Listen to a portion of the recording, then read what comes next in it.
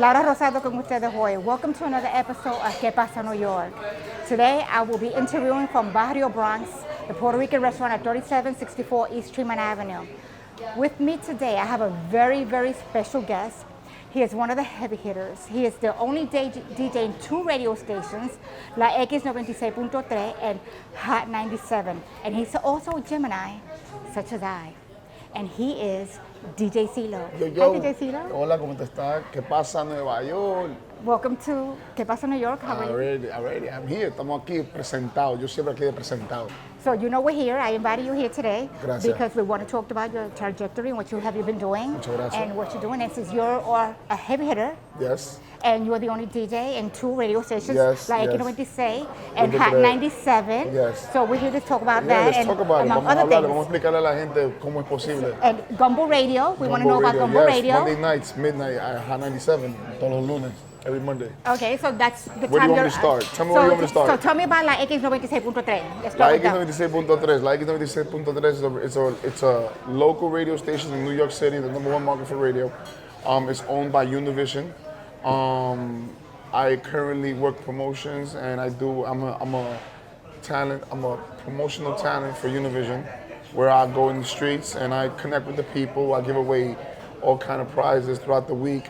So during the day, you can find me somewhere, maybe in New York City, maybe in the Bronx, maybe in Queens, maybe in Brooklyn, giving away prizes or tickets for the concerts, promoting the concerts. Just getting traffic and awareness to all the stuff that Univision and Lycus is doing collectively. And Hot 97? And well, on Hot 97, I'm currently on Saturdays and Fridays at 11 o'clock. Saturdays at 12 and Mondays at 12 as well. Monday nights we do the Fly Trap Radio. Shout to the Gumbo family, shout to Luca Brasi, shout to Lexus Major. It's hosted by Mia Bell, myself, I'm on the set, produced by Tad Wizard. Shout to Funk Flex, shout to Pio, of course.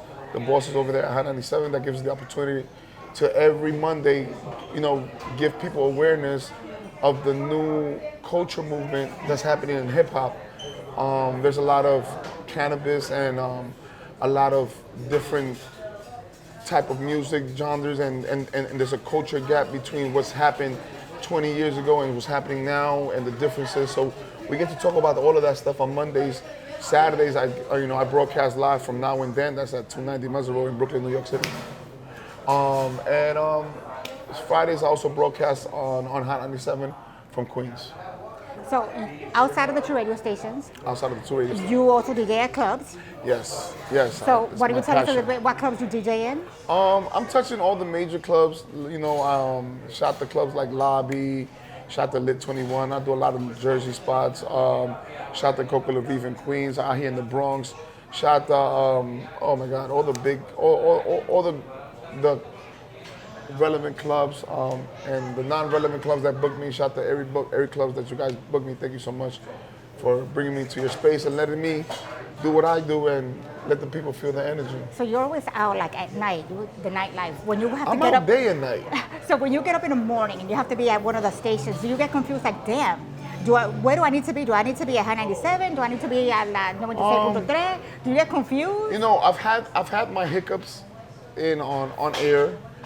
Sometimes you kind of like, when I'm on the Latin station, I like to sometimes give it a little bit of that English vibe. So, the number to Univision Radio is 1-800-963-9663. So I'll be like 1-800-963-0963. But sometimes, it kind of slips. I'll be like 1-800-223, which is the other station.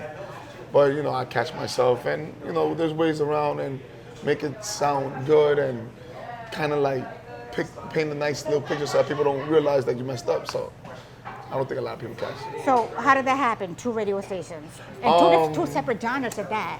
Well, it all really started with a young lady at the time. She was young. She's a little older now. Eliana Gomez. She came up with a bright idea. She said, I would like to use you to do the live broadcast and give the new radio station, which X96 was, another radio station, a presence in the street. So, we went through the proper channels, and, because of the different type of music and audience that we were reaching back then, it was easy to be, okay, yeah, you can use CeeLo for a broadcast. But the broadcast turned into, you know what, we want to put CeeLo on air Monday through Friday. And, before pre-pandemic, I was on air 12 midnight to 5 o'clock in the morning, Monday through Friday, and then Saturday and Sunday, 6 to 12. I decided that after the pandemic, I wanted to give, hip hop another chance. So I'm currently more involved with the Hot 97 family. Shout to P.O., shout to Funk Flex. That's been so good to me by letting me, come and be a part of them, even though I'm still active at the other radio station. But I've learned to be able to like balance both stations out. It's not easy.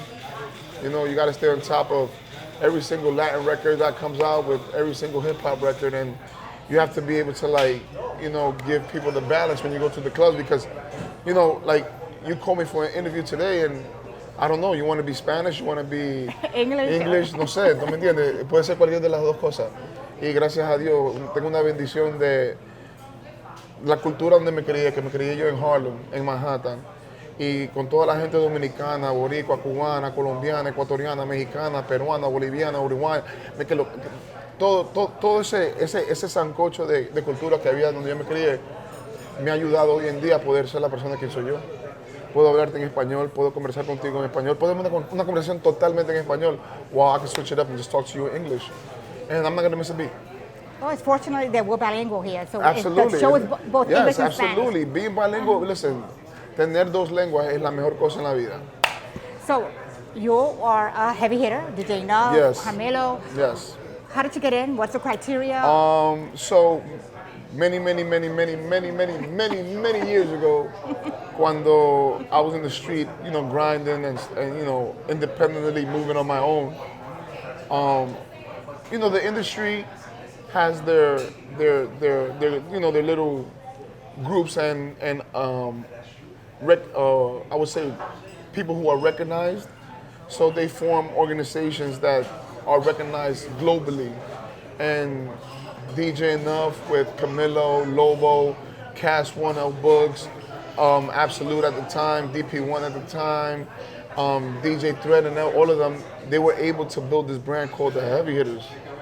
And throughout the years, what they do is they handpick the best DJs of the area at the time, so that way the brand can keep growing. It just doesn't stay stale or monotone.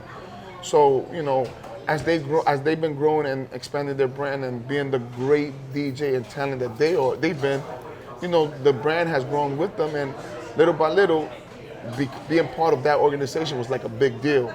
So when as I was coming up, Enough had a conversation with me, and he put me down with the squad. That the squad became my family, and till the day today, I call them my brothers and sisters because collectively we're not just a organization of men, we're an organization of men and women. So we also have the women DJs that are great at what they do.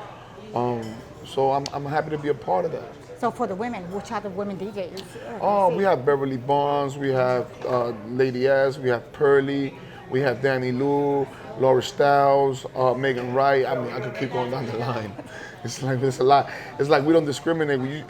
To be a part of the organization, all you really have to do is just be great yourself, be great at the craft, and be in your own lane. Because, I mean, it's a lot easier for me to bring you inside my organization if you have something that I don't have. Like, why would I have 10 CeeLos? Like, the same thing always gets boring. So, you have traveled all over the world. Yes, I've been blessed. DJing. Absolutely. How do you keep up with the music of the different countries and different cultures? The Bronx. The Bronx, okay. Share that with me. I want to know about that. I'm gonna tell you something. I'm gonna be real with you. So, I don't know how true it can be now in 2023, but when I was coming up in my career as a DJ, young CeeLo learned that if you can make the people in the Bronx dance, you can make anybody in the world dance. And that was told to me by a couple of DJs, older DJs in the Bronx. And I was like, nah, I don't know if that's true or not until I got to Australia. Mm-hmm. Australia's the other side of the world. Like, they're totally a day ahead of us. Like, so I was DJing in Australia, shot the S-Man and the whole squad, Don Miggy. I was able to like, they were like, all right, I'm listening because if you're a good DJ, you have to get to the you get booked like in a different part of the world like Australia. Who knows what they're listening to, right? I don't know. I don't live there, right? You don't live. You don't know. You don't live there either, right? So you the little bit of time that you have getting there, that's always important to get to venues early. You study the crowd. You listen to they're listening because normally, if you like a hip hop record, you're gonna like a Jay-Z record. You're gonna like a Puff Daddy record. You're gonna like a Biggie Small record. Iconic hip hop names. You're gonna like them, right? So that's how a DJ kind of reads the crowd, because you walk in and the DJ before you, he's playing a certain type of record, and you see the crowd reaction. You go, oh well, okay, this is the vibe. All right. So I get to Australia and I'm DJing, and they're listening to Busta Rhymes. They're listening to all the Mace and the Camerons and the Locks, and I'm like, whoa, they like hip hop here. He goes, yeah, CeeLo, that's why we brought you here, because we was in New York and you're a great hip hop DJ, so we figured we bring that New York energy to Australia. What really amazed me is that they weren't just listening to New York hip hop. As I'm doing my set, my boy goes, yo, you should drop Loonies. I got 5 on it. That's a West Coast record. So which made me realize is that as long as you can make people dance in the Bronx, man, you can make people dance anywhere in the world, and that was my start. I think as a DJ, you should just learn a section, the most difficult part of your area that's like not really so sociable and not so easy going with music. Because in the Bronx, you got to know what to play. You can't just come up here and think you're gonna kill it with a bunch of dembow. Like papi, aquí no. Si no vendías una salsa, perdón, vete para allá. It's a certain type of party. So, you get to learn that. You get to good experience. In the countries that you have been, what have you found the most challenging in DJing? I would say it was one time when I was in China. I got booked to go do actually it took me to China to go do a 2-week tour. But when we get to China, they told the promoter, hey man, there's a monsoon coming, so I don't think anybody's gonna go outside. Everybody's gonna stay home.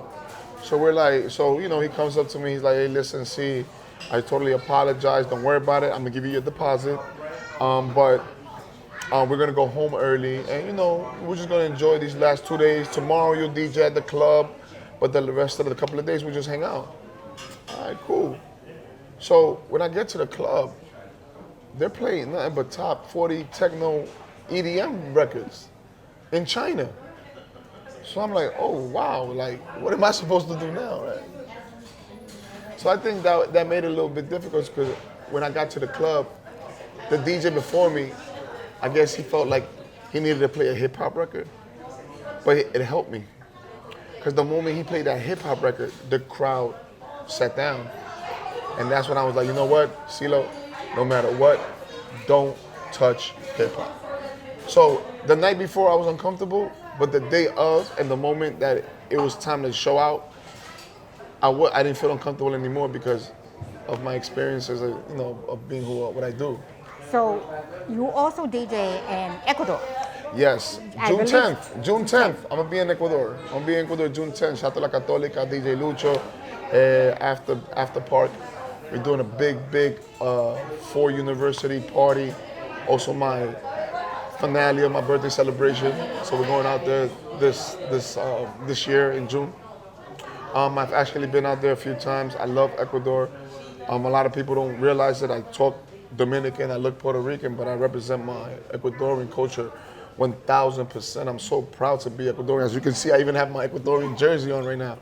I'm so proud because my parents migrated many years ago, and they raised me. They put me right in a pot of different cultures that's made me who I am today, and I'm so grateful for that. I'm 100% grateful for that. So over here, when you're DJing at a club or even at the station, how do you prepare for your sets? Radio and clubs are 2 different worlds. radio can be so monotone, so easily manipulated. I'm not saying because they're telling me what to play, because you know, because of my circumstances, I'm very liberal. I could play what I want. I'm actually one of the few DJs that in his show is playing reggaeton, dembows, and the different cultures, not just hip hop and R&B, which is what Hot 97 is known for. So I feel blessed for that. So when I prepare for the radio, I really look at statistics. I look at what's moving in the clubs, what's moving in the, what's not making people change the channel. All right. While I'm in the club, right, I'm not reading for that. I'm not looking for that. I'm looking at the people who are not dancing. I'm looking at the ambiance. I'm looking at what did you book me for? Oh, you booked me to be DJ Silo en español. Okay, so bueno, buenas noches mi gente. Bienvenidos a La Barrita. Estamos aquí en the Boogie Down Bronx y vamos a romper.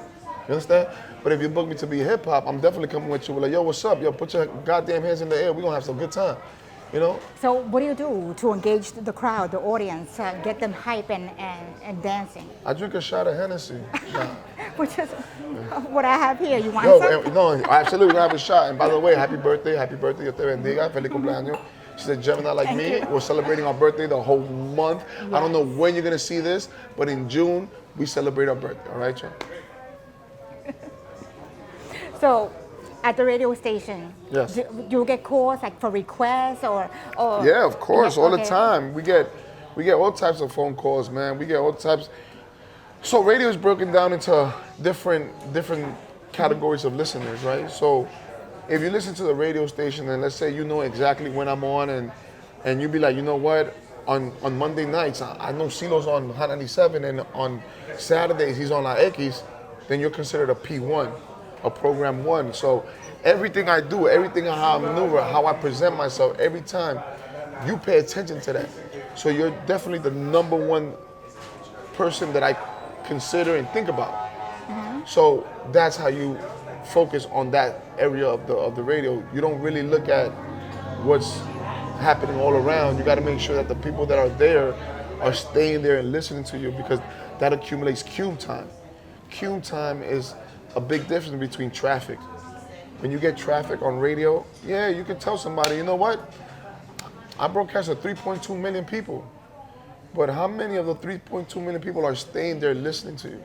If there's not that many, then big corporate companies don't care. They'd rather have 100,000 solid listeners than you telling me that, oh, I got 1 million listeners, but nobody really stays there to listen to the whole show. So we're gonna go way back. I heard a story about way back in time. A story about when you first DJ. When I first started. When you first started. When I first started. Share that with us, please. Oh man, it was a disaster. Yes, I know it. So it was a big disaster. It was a big disaster. Hold on, somebody pick up the phone. Delivery. So honestly, when I first started DJing, it wasn't something that I planned. I never planned to become a DJ. I wanted to be a police officer. I love investigation. I love, crime scenes. I go to the gun range all the time. Till this day, I still go to the gun range and I practice shots. But it kind of landed on my lap, literally because a friend of mine who wanted to be the DJ, he brought the equipment to my crib, and we ended up getting busy. But moving forward, when I did take the DJing thing seriously, I decided to do a party, get my name out there. And as you grow in this game, there's not too many people that are gonna tell you, you know what, when you're doing an interview, you gotta stand up straight. When you're doing an interview, you gotta sit straight and look into the camera. There's not a lot of people that are gonna tell you those things, because they don't want to see you get bigger or become bigger than them. So you gotta learn on your own. So like little things like equipment and stuff like that, I had to learn on my own. So my first party, I learned the difference between having speakers and a good amplifier for the speakers. So, my first party, it only lasted me about 45 minutes.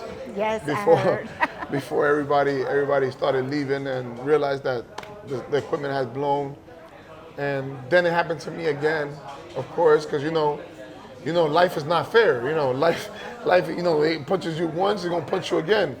So it pushed me again, and I had another incident where it was a horrible, horrible outcome, and I decided to quit DJing. I was like, this ain't for me. But if it wasn't for my college girlfriend who insisted on, no, you should definitely become a DJ. You should definitely try it. You're really good at it. I probably would have just been a cop by now. A cop. That would have been nice, cop. Eh, Policía, Villamar, ¿cómo está? So, what sets your DJ style from the other DJs? What separates me? Yeah, and your vibe, your style. I'm not gonna say that my DJ style separates me from anybody because DJing is very easy. What I separate myself from is because entertaining the crowd is the hard part. You could play any records. You could get behind those turntables right now and play a record. You might play the same records that everybody else here likes because you probably guys in the same age bracket. So it might work for you that night. But try to do it every night.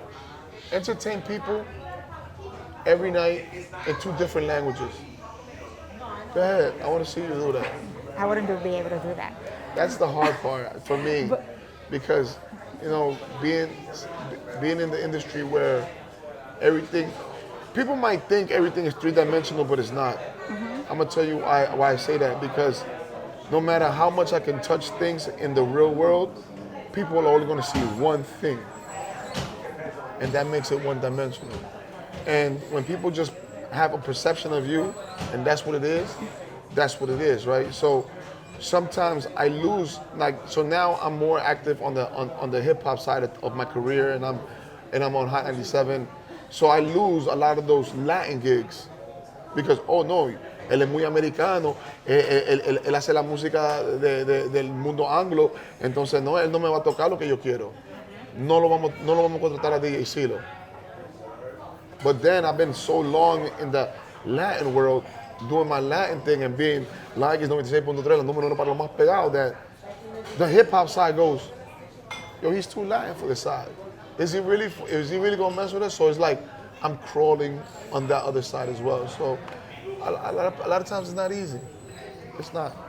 I think the fact that I'm here and it's been over 10 years that I've been doing it, I would say that's the one thing I can probably say that separates me from everybody else. Because skills, yeah, we all got skills. So, I've gone to a few of your performances. Thank you. I hope you didn't fall asleep. No, I did not. I want the world to know about you. I want them to know everything about you. Thank you. And Appreciate you, by the way. I know that you were somewhat instrumental. Instrumental? Yes, and this rapper was a big known rapper now, Young M.A. Young M.A. Yes, why don't you tell us about that? Because I want everybody Young to know M.A. about Silo. That's why we're here talking, get interviewed. Young M.A. So I used to have a studio. In Queens, New York City. Shout to Sin, shout to Ruby. Those were 2 young gunners that used to hang out in my studio, and they used to tell me about this girl. I really didn't pay much attention to it. It wasn't until my boy Lou, my manager, ex-manager, my friend. He's my friend. It wasn't to him one day that we're sitting in the studio and he's like, yo, bro, you gotta listen to this. So I'm like, yeah, man, go ahead, man, play it, man. I'm looking for new stuff to do, so I'm like, whatever. And they play me this freestyle from this rapper from Brooklyn, and I'm not really paying too much attention at the TV. I'm just like paying over here more attention to my computer, and I'm listening. I'm like, whoa, yo, this kid is hot. And when I look at the screen, I'm like, oh, it's not a boy, it's a girl. Holy shit. Yo, she's fire. And so I told Lou, I said, yo, Lou, do me a favor, man, whatever it takes, man. Find her manager, bring her here. So Lou did that. So Lou jumped on social media, got in contact with Sav, that was a manager at the time. You know, I remember like it was yesterday. I had to buy Honey Jack, I had to buy food, and I had to buy a whole bunch of stuff just to make her feel comfortable. And she walks into the studio and very humble, very quiet. And, we ended up kicking in. And I said to her, I said, listen, I just want to work with you and I think you're dope. She's like, yo, for real, big bro? I said, yeah, man. She's like, wow, thank you so much. And, at the time, I wasn't really financially stable to offer her what she has today.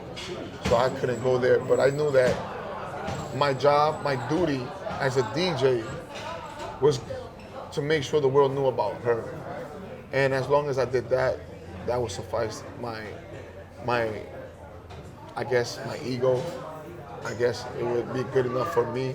And basically that's what basically happened. We ended up connecting, we did a few records, and when she was out of here. Okay, so what do you find most rewarding in being a DJ?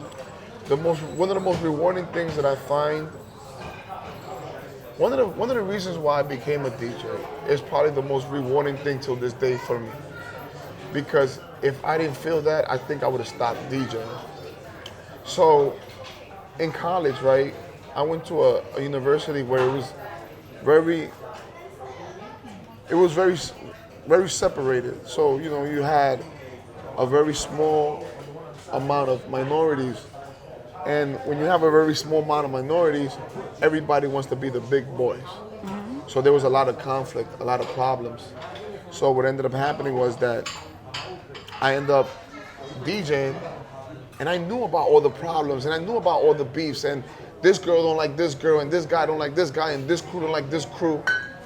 But at my party, every single record I played, everybody was singing it. Nobody cared about the problems. Me and you might have differences, but we're singing the same Jay-Z song. So we're really not that different now, are we? No. And I saw that. And it made me feel good because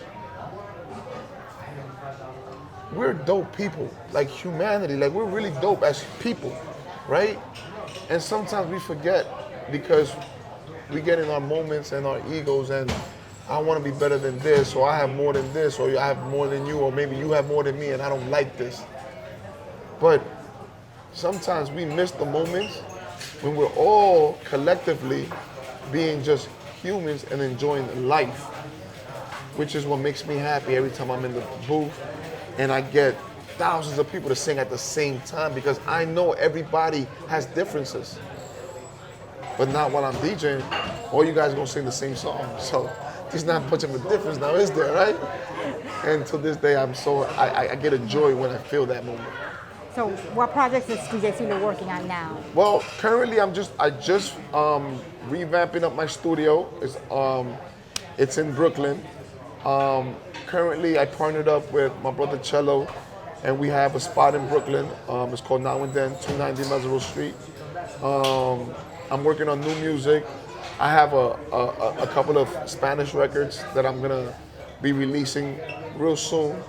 I have a salsa record that I want to release. You're working with artists? Well, unfortunately, the artist that's on this record that I did, he passed away recently. So what I'm gonna do is I'm gonna finish the record and I'm gonna give all the royalties to his mom. And who knows, man, if the record hits, that'd be his way of taking care of his mom, I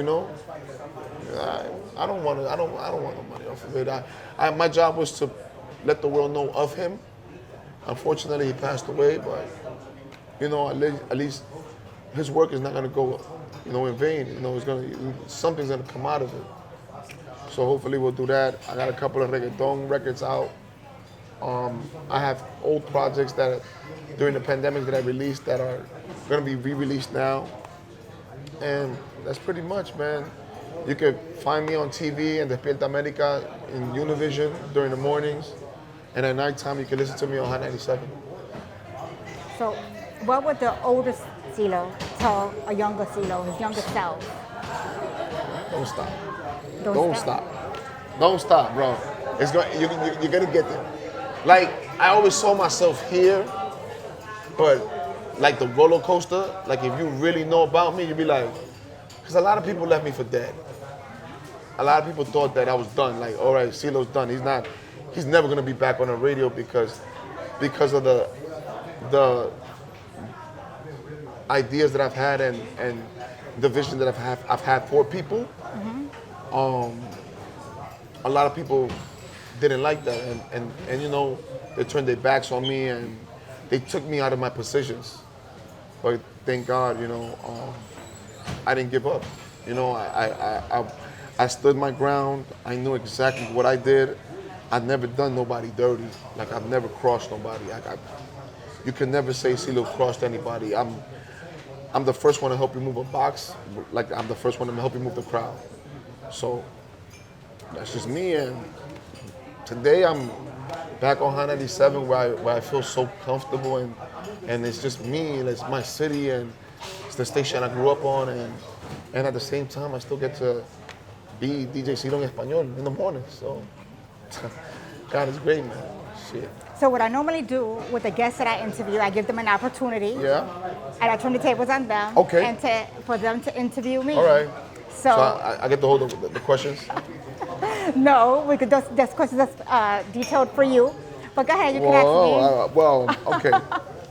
So, what are some of your projects that you're working on right now? My projects that I'm working on right now, right now we're working with the Puerto Rican Parade. Okay. We're doing the Puerto Rican Parade. We're working on the Boricua. festival. My girlfriend Josie and I, my business partner also. Jojo. I'm working on the show. I see we got you, DJ CeeLo, on the show. Yo. I love him to death. I'm also working to grow. To grow. Yes. In the industry. Yeah, in the industry, correct. Okay. Being in such a competitive industry, Yes. being in such a young competitive industry, how difficult is it for you to connect with a 21-year-old and you're being a little bit Experienced? experienced?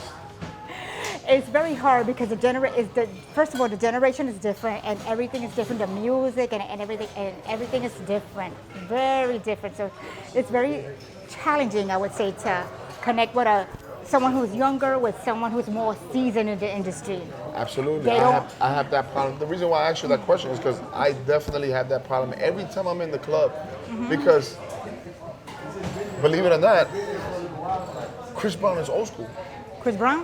Yeah. Chris Brown? I love Chris Brown. He's old school? Get out of here. So I just really had to like open my eyes, and that's why I asked you the question. Because now that I'm back on the hip hop side of things, see, hip hop is broken down really into generations, not like the Spanish. All right, salsa is timeless. Merengues are timeless. Not Bachata hip-hop. is not hip hop. No. Hip hop has a time. Ya tú estás viejo, ya sé, tú eres old school, papi. Échate para allá. Right? Exactly. Not here. You know what I'm saying? Acá, it's more like, yo, I'm gonna dance Willy Colón, I'm gonna dance Oscar de León, I'm gonna dance que Tito Nieve, and rest in peace. Hay gente que no sabe que Tito Nieve se muerto. Oh, yeah. Because la salsa is timeless. Like, they don't know. They just know the song. Kids just, oh, Tito Puente passed away? For real? What? Nigga, the man has over, you know what I mean? Like, that's the reason why I asked the question, because, you know, I find myself more connecting with the younger audience. Like, I have my nephews, and I'm always consistently asking them, yo, so what are you listening to? Who are you listening to? Who's hot in the streets? Who's not hot in the streets? So now I'm gonna ask you, what are you listening to? What kind of music? What kind of music is in your iPod? What type of music is in my iPod? I listen a lot to reggaeton. Okay. I listen a lot to Karol G, Anuel, Bad Ah, Bunny. pues tú una bichota. Ella es Una una bichota. bichota. Pero es una bichota. Pero una Entonces, bichota. por eso. Ella es una bichota. I listen to Chris Brown, Okay. Neo. Okay. A lot of the really old stuff. I like Roddy Rick. Okay. And I love Drake. Drake. Oh, Drake. In your feelings. Drake. A mí me Kiki, if you love me. Cada vez que yo estoy sintiéndome de certain type of way, I put some Drake and drink wine. So how many questions I gotta ask you so I know? You can ask me. As many as I want. Hey, people. Vamos a ver. Okay, te voy a llamar, te voy a hacer una más. Por llamar. if you had to pick a side of language to do this, To do the interview? no, just to be you in the industry, what side would you pick? That is an excellent question. Although I love my Hispanic Puerto Rican roots, I do not speak the Spanish very well. Although I get Anda by. la porra, ¿cómo va a ser? I get by. Perdona. I get by. ¿Cómo va a ser que And tú although no- I was in Puerto Rico ¿Cómo va a every ser? summer, my parents would take me every summer. I love the Spanish, but Tú siempre te vas a dar del lado. I do better in Okay, English okay. because my Spanish, I get by, but Okay. I sort of suck in it. Ok, bueno. Tengo una más y ya, una más. So this is why we have you that's both English and Spanish. Yo soy bilingüe. That's not question. No, yo estoy ok, yo te pregunto lo que But sea. go ahead. Ok. ¿Cómo el show se llama? ¿Qué pasa en Nueva York? ¿Qué pasa en New York? So go ahead, tell me. All This is right. bilingual. ¿Qué pasa? ¿Qué pasa en New York, right? Okay, go ahead.